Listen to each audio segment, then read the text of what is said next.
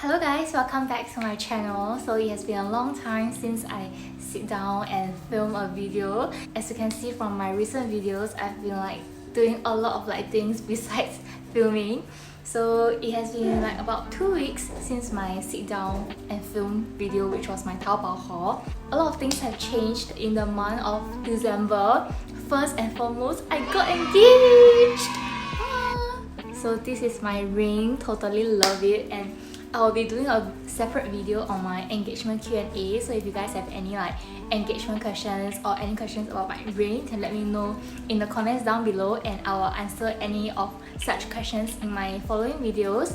And besides my engagement, I also perm my hair. So this is how my hair looks now, which is still pretty curly, I would say, and I hope the curls remains like this. I'm quite in love with my hair right now. It turned out to be not exactly like how I imagine it to be, but I would say I'm 90% satisfied with how my hair looks for now. So back to today's video, which will be on things that you need to know before going on Royal Caribbean's cruise, particularly for cruise to nowhere, especially with COVID-19. So these are the precautions that I think, or these are the tips that I think will be helpful for anyone who is going on a cruise. If you watch my previous videos, you will also know that I went for the cruise to nowhere on Royal Caribbean, which didn't end very well, I would say. But as the title suggests, I'll be letting you guys know what are the things that you should know before going on Royal Caribbean cruise, particularly for the cruise to nowhere, which sails from Singapore.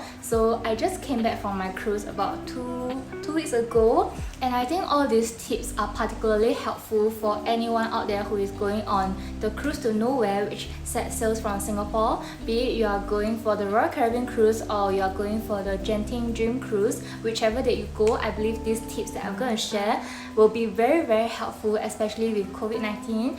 And since we are cruising under such a special circumstance, I hope you can go on the cruise safe and prepared for whatever that's going to happen. And of course, the best case scenario is there's no COVID case on board, unlike the one that I've already experienced. But even though it was a false alarm, I would say that Royal Caribbean handled the situation very well. I felt that the entire day, we were confined in our cabin, we were very well taken care of. The staff actually came to our stateroom, I think about 2-3 times a day just to measure our temperature, and they gave us those 1.5 liter bottle of water to keep us hydrated. Our breakfast, our lunch, our dinner, they were all delivered to our stateroom, and of course it was a contactless delivery. So even though it was just a COVID scare, I would say it ended on a pretty good note for me. I'm not too sure about the other passengers, but I really feel that Royal Caribbean handled the situation very well, and I still have faith in them even for my next cruise with COVID situation. Whatever happened will not stop me from going for my next cruise.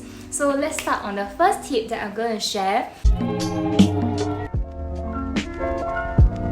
So for the tips wise, I will first start with the COVID related tips first. So if you are watching this video post-COVID, maybe 2021 or 2022, you might want to skip the first few parts of the video. I will include the timestamp of the video in the comment section down below. Okay, so the first tip that I have is that for all of the shows on board Quantum of the Seas, if you actually did some research, there are many different shows. We went for the magic show, we went for the juggling show. So most of these shows are actually first come first serve basis. Of course, you have to check the schedule on your Royal Caribbean app on your phone, and you should download the app on your phone. So most of the show times can actually be checked using the app, and once you have decided on a particular time slot, I would recommend you to go and queue up early, preferably 10 to 15 minutes earlier if you want to get a good seat. But if you are not so particular about where you will be seated, I guess you can just go in 5 minutes or even 10 minutes just to be safe, because it's first come first serve basis. You might not know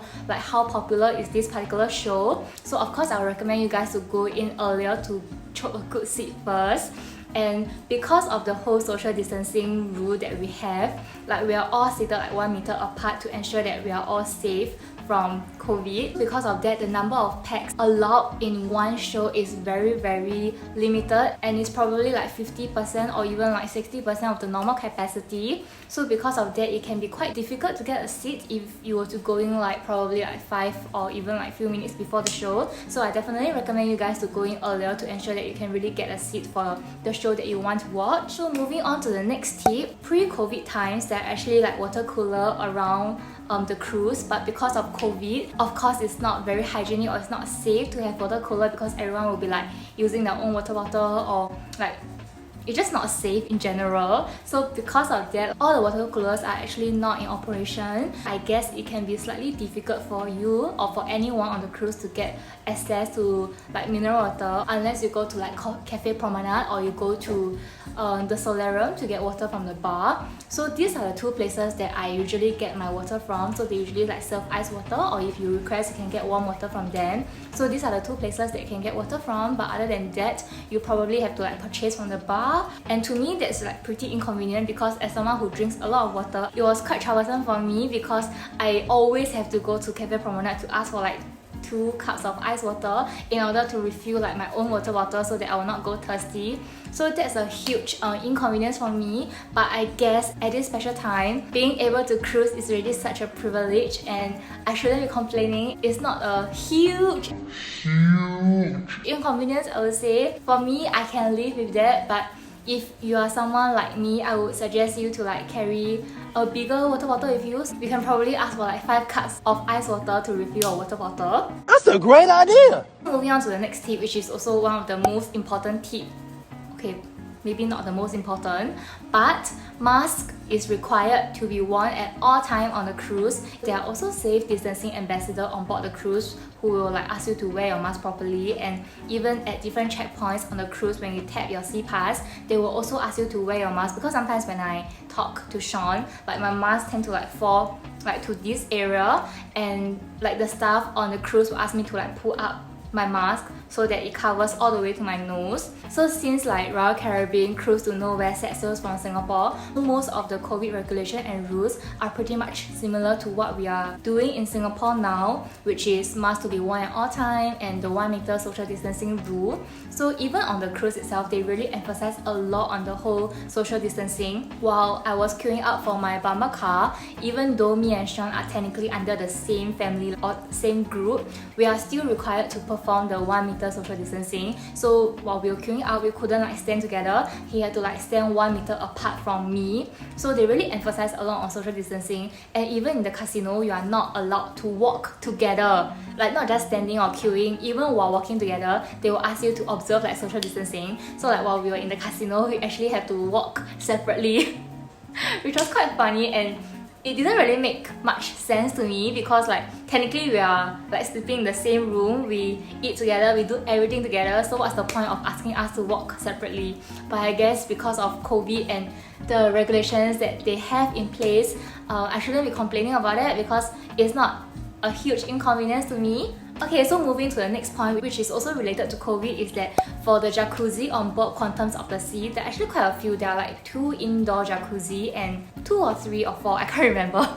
And there are also like 2 outdoor jacuzzi. So for the jacuzzi, only your group is allowed in the jacuzzi at any point of time. So no sharing with like other families or other passengers are allowed. So at one point, everyone in the jacuzzi has to be your family members or whoever in the same group as you. In the jacuzzi itself, we can actually remove our mask. So because of that, I think it's generally safer if you just confine the jacuzzi space to you and your family members. Actually, I'm pretty glad that they have such a rule because that means that I wouldn't have to share the jacuzzi with anyone else. So like at this point of time, only me and Sean were in the jacuzzi and we felt very comfortable and were not disturbed at all. So that was something that I really enjoyed, so not complaining at all. And the last tip related to COVID would be that the moment moment you board the Quantum of the Seas cruise, they will actually give you a tracing token. I will include a photo over here to show you guys how the token actually looks like.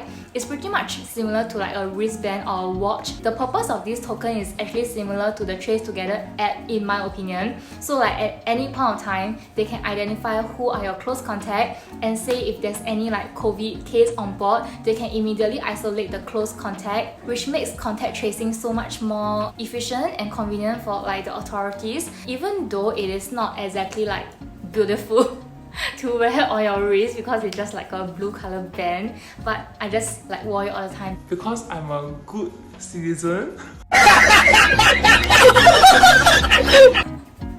Okay, anyway, on top of the tracing token, we also have our own Sea Pass. So the Sea Pass is also the card that we will use to access to our stateroom. So at every entrance point or any exit point on the cruise, we actually have to tap our Sea Pass and also measure our temperature and sanitize our hands before we can actually enter. So for example, when we enter the casino or we enter to a particular area on the cruise, we actually have to tap our Sea Pass, measure our temperature, sanitize our hands before we can actually enter. So I think the purpose of this is to ensure that at any point of time, like the staff or the authorities of Royal Caribbean actually knows where is our whereabouts, like where are we located at any point of time. So even though it is not exactly very convenient, because actually at one point of time, there was actually a long queue outside, I think deck 15 or deck 16, to go to the outdoor area because the area was very cramped, so it was very hard for us to observe like social distancing. So like there's just like a huge bunch of people like queuing there to exit and to get our temperature measured. Other than that, I would say that it's a good initiative. There's nothing much to complain about. The following tips that I have will be applicable for everyone going on Royal Caribbean cruise or even like other cruises. The first tip that I have is that there is Wi-Fi on board Quantum of the Seas or any Royal Caribbean cruise that you are going, just that it's payable. There is no free Wi-Fi at all. If you decide not to purchase the Wi-Fi, you can still access the Royal Caribbean app when you connect to their Wi-Fi, just that you will not be able to access the internet at all or any social media app. For me, I have actually purchased the Voom package, which is the slightly more expensive one that is supposed to have like higher speed. But to be honest, I feel that the internet generally sucks on board. It loads very slowly, and personally, I'm not a huge fan of the Wi-Fi. Of course, I go there to like relax and disconnect, but considering the amount that I'm paying, I would expect like better speed or like higher quality connection to the internet. The connection is really not the best, I would say. Okay, moving on to the next point. So this point is really very important to me because personally I did a lot of research before I bought the cruise, because like I wanted to bring a bottle of wine to the cruise, but I'm not too sure if I'm allowed to do so. Based on my own research, I can bring one bottle of wine up to a certain amount of like ml. I will include over here for your reference. So yes, I did bring a bottle of wine to the cruise. No, you are not allowed to bring liquor. I have no idea why they have like such restriction on liquor, but personally for myself, I brought wine and there wasn't any issue for me to board or to bring it to the cruise. Okay, moving on to the next point, which is also one of the most important points, is that you need to download the Royal Caribbean app, because the app gives you so much information on what to do on the cruise, even your cruise planner, what to eat, what to do, the activities. You can find all the information you need about your cruise on the Royal Caribbean app. And I would say I'm very impressed by the app because the user interface is pretty easy to like navigate, and there are a lot of information that I didn't know about my cruise until I downloaded the Royal Caribbean app. So please go and download the app as soon as you book your cruise, I would say, because it's really very informative. You can find anything with regards to your cruise on the app, like the show time, like what time the restaurants are open, and what are the specialty dining options that you have on board. Other than that, you can also book your gym sessions. And also because of COVID-19, I forgot to mention this point just now, we have to book a check-in time slot for our cruise before we can actually check in on the day itself. The earliest check-in time slot, I guess, is 2 p.m. for my cruise, but I didn't know that I can actually check in like 3 days earlier before my cruise. So while I was checking in like about 2 days earlier, I realized that the 2 p.m, the 3 p.m. slots were all taken up, so I had no choice but to book the 4 p.m. check-in time slot, which is pretty late because like 4 p.m. technically like more than half the day is gone. And if you watch my Royal Caribbean Cruise to Nowhere vlog, which I'll link it over here, you will know that we actually managed to check in earlier. So while I checked in at about 3 or close to 4 p.m, I would say the cruise was still very much empty. So I'm just very glad that they were not so particular about the check-in time. But of course, I didn't arrive at like 2 p.m. I arrived at about 3 p.m, I would say. So they allowed me to check in earlier than my allocated time slot. Okay, moving on to the next point is that Royal Caribbean Cruise, I think not just Quantum of the Seas, like in general, they do not provide any toothbrush on board. If you really forgot to bring, you can definitely ask from the guest services. I was doing my own research on whether they provide toothbrush or not, but I did not see any like information or evidence that they do provide. When I was packing my luggage, I just decided to pack my toothbrush. Anyway, I'm very particular with the type of toothpaste that I use, so I just decided to bring it with me, and thankfully I did, because the moment I went into my stateroom, I realized that no toothbrush was provided. So I was like, oh, luckily I brought my own toothbrush. Similar to this tip, which is more relevant to the ladies, especially if you have long hair. So for the Royal Caribbean staterooms, I guess they only provide shampoo slash body soap. So it's like a 3-in-1 sort of thing. Like it's a conditioner, it's also a shampoo, it's also a body soap, and that's all they provide. So if you have long hair or you're very particular about the type of shampoo that you use, I would recommend you to bring your own. I guess this kind of 3-in-1 shampoo, conditioner or body soap is not the best, especially for your hair. So bring your own shampoo or conditioner if you have long hair. Okay, moving on to the next tip. So this question is from one of my followers on Instagram. I've received quite a few questions regarding the universal adapter. I understand that Contents of the Sea actually set sails from Singapore, but Royal Caribbean technically, like the company, is not based in Singapore. So you do have to bring your own universal adapter, because like the plug or like the port is actually the USA ones. It's not like the Singapore 3-pin plug. I think that's what it is. So please bring your own universal adapter. Of course, if you forget to bring, it is still subjected to their availability. In the event that you really forget to bring your universal adapter, you can always request one from the guest services, and they do charge a deposit for that as well. For my case, I actually wanted to bring universal adapter, but I was thinking like since Contents of the Seas is set sails from Singapore, I guess it will be like the Singapore kind of plug, so I did not bring mine.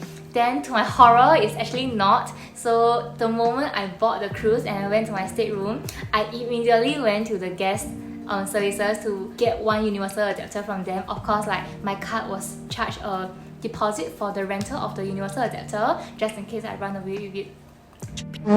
So the final tip that I have for you guys is just FYI, because this is something that I didn't know and I'm not too sure if anyone else knows about this. In Royal Caribbean Cruise, like everything in terms of like duty free or the liquor or the alcohol or even like the casino, it is all transacted in USD, it's not in Sing dollar. So please make sure you bring some USD with you, or just credit card will do if you're going like to gamble. Like the minimum bets, they are all based in USD. So that's a tip that I have for first timer or people who are going for the cruise for the first time. So yeah, that's all the tips that I have for you guys today. And if you have any questions about Cruise to Nowhere or Royal Caribbean Cruise, or even Contents of the Seas cruise in general, you can let me know in the comments down below, and I'll definitely help you guys as much as I can. So if you haven't catch my previous 3 videos, which is also related to the Royal Caribbean Cruise that I went, do check out my description box below. I have linked all the videos down below. If you guys have any particular sort of video requests, do let me know in the comments down below as well.